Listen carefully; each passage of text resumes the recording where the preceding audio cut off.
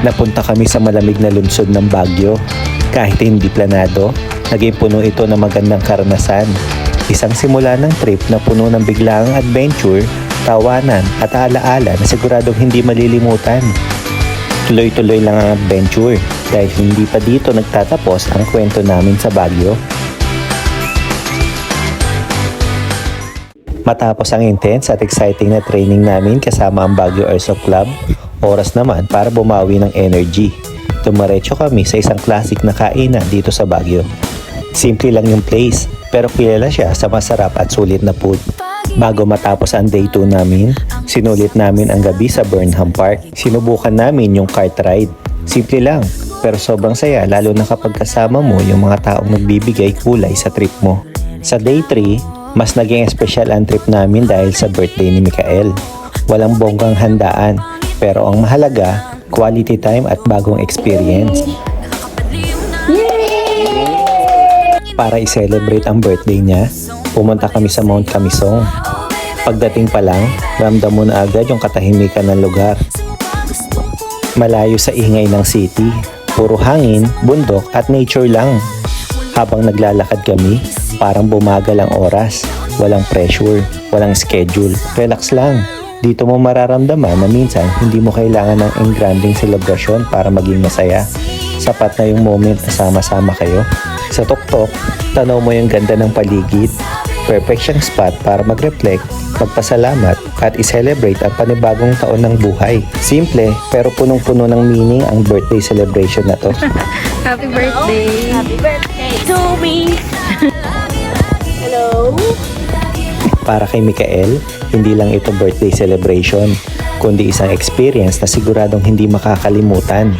At para sa amin, isa itong paalaala na yung mga pinaka-importanting moment sa buhay, kadalasan, yung mga pinakasimple lang. Habang tumatagal, parang nawawala yung pagod. Napapalitan siya ng appreciation. Sa bawat hakbang, may kwento. Sa bawat tingin mo sa paligid, may dahilan para huminto sandali at enjoy yung moment. Habang nag-explore kami sa Mount Camisong, hindi lang nature ang na-enjoy namin, pati ang unique activities dito. Sinubukan namin ang human-sized chess. At kahit parang simpleng game lang, ang saya niya lalo na kapag ginawa mo kasama ang pamilya.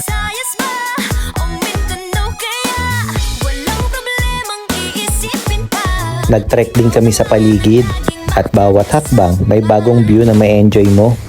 Nakakapagod pero sulit sa ganda ng lugar, kaya napaisip ako, babalikan ko talaga to para ma-experience pa lahat. Hindi lang siya isang visit, parang simula pa lang ng babalikan mong memories dito sa Mount Camisong. Okay. And you like a banana? Oh, hello! At sa pagtatapos ng araw namin dito sa Mount Camisong, parang ayaw na naming umalis. Tahimik, simple, pero punong-puno ng saya at kahulugan ang bawat moment. Bitbit namin pababa hindi lang mga larawan, kundi mga alaala na siguradong babalikan namin. Sa day 4, oras na para libutin ulit ang city. Bumili kami ng pasalubong at nag-explore ng mga trending food spot dito sa Baguio. Simula sa budget-friendly hanggang sa medyo expensive na pagkain, makikita mo kung gaano ka-diverse ang food culture dito. At syempre, trinay din namin ang sikat na cinnamon bread dito sa loob ng public market. Sa bawat kanto ng Baguio, may kwento. At kadalasan, may masarap na pagkain. Ang trip na to nagpapaalala sa amin na hindi lahat ng plano nasusunod. Pero minsan, kung ano pa yung hindi inaasahan, yun pa yung mas nagiging espesyal. Mula sa unang hakbang hanggang sa huling araw, bawat sandali naging bahagi ng isang kwento na hindi lang tungkol sa lugar, kundi sa taong kasama mo. Dahil sa uli, hindi nasusukat ng destinasyon ang saya ng isang biyahe, kundi sa mga alaala, tawanan at samahang bitbit mo pa uwi.